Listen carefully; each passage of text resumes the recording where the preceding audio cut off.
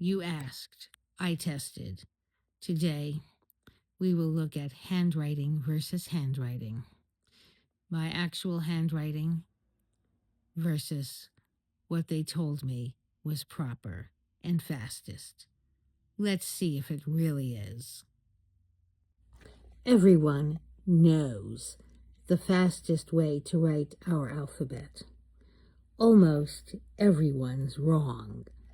Almost everybody thinks that joining every letter to form cursive writing is faster than any other way to write by hand.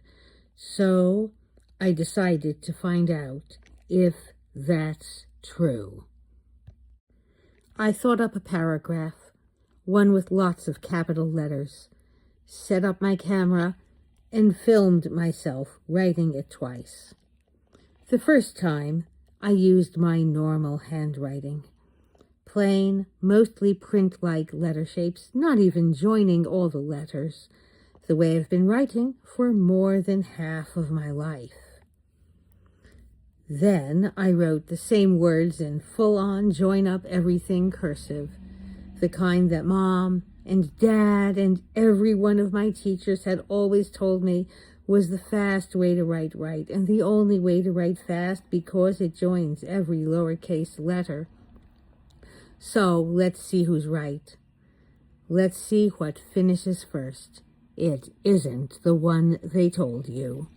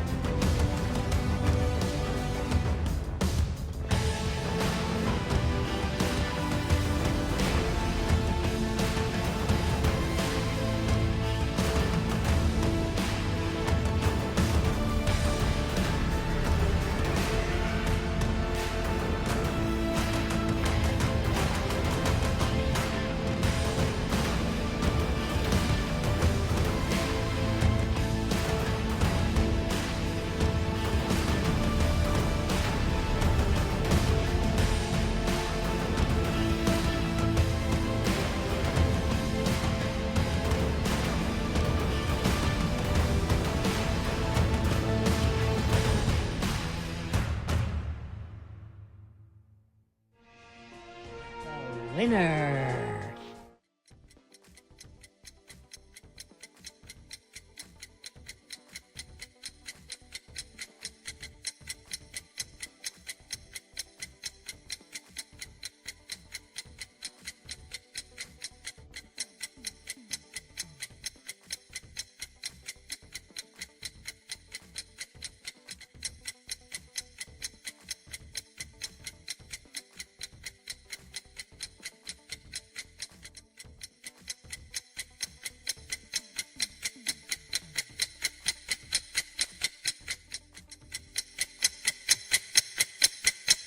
Womp womp. The verdict is in.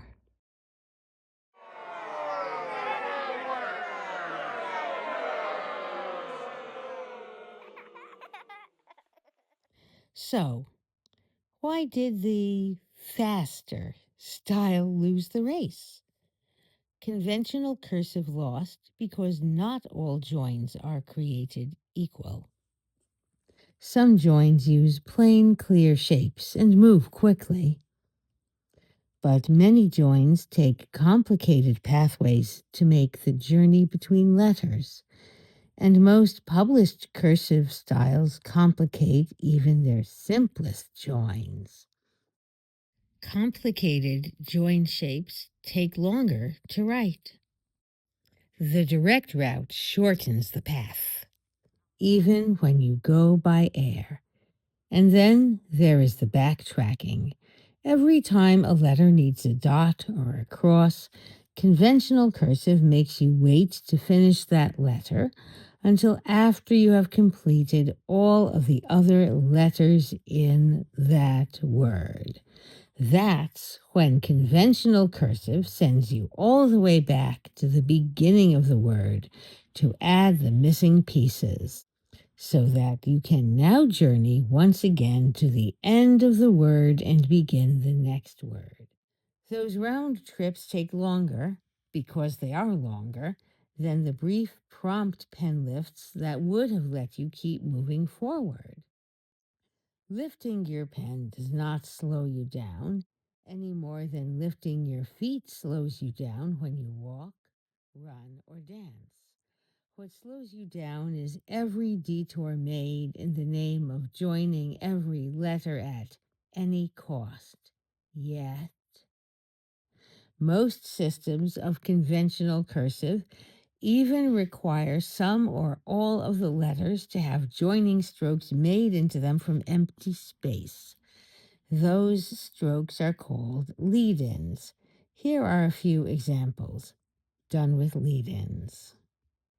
These extra upstrokes lead into taking extra time and space, and they also make sure that no alphabet letter begins at the same place where it began when you first learned the alphabet. You can see this here. Letter forms are an issue, too. Here are two of many commonly imposed complications. Look at the conventional cursive capital G and lowercase f. Even if conventional cursive used only the easiest joins, which some people have tried to make it do, difficulties would remain in the complicated letter shapes that were created originally by the use of complicated joins and lead-ins.